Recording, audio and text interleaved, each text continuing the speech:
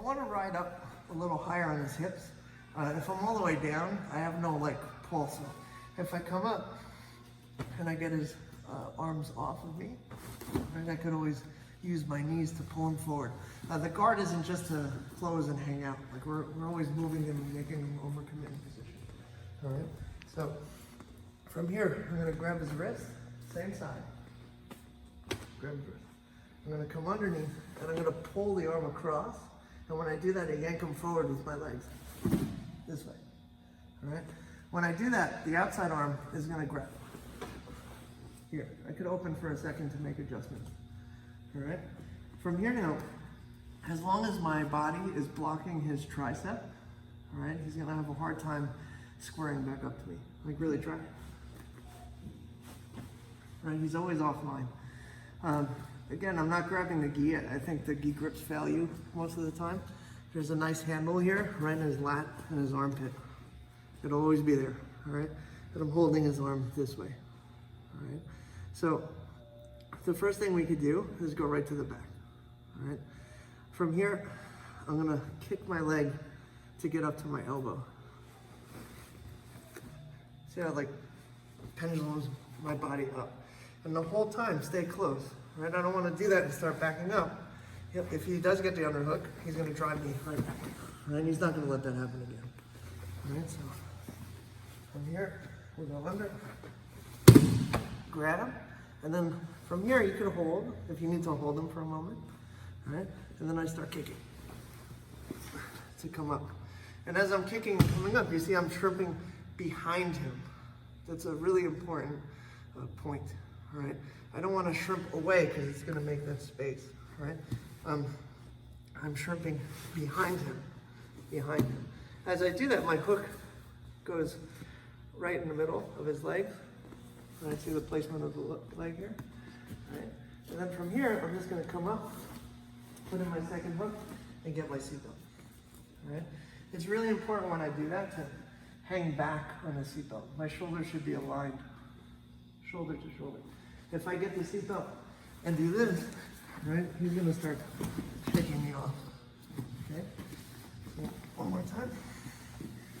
And here, I grab 1, 2, and start kicking myself up and behind him. So I get on my hands, I start shrimping back. Right? You see that? I'm like circling around his body. My hook placement goes right between his legs here, right? When I'm ready, I'm going to take a big step, right? You can even grab the gi here to assist you to come up. And I grab, but I want to hang back here, right? Now, if he goes to like come up and shake me off, as long as my shoulders are aligned, all right, we're always going to be in the correct position, right? And seatbelt is just under the arm, over the shoulder, right? I always say stab him in the chest and cover it. Ear to ear, hooks tight here, squeezing the knees. All right, let's give it a try. 1, 2, 3. Get to this position, and when I'm here, you know, he's gonna be fighting me back all the time. So I'm constantly like pressing my chest in. All right, I could come behind him, but my chest is still here. I don't wanna bring my back out and round it, or else he's gonna get that underhook, and then it's gonna screw everything up. So I'm always chest in.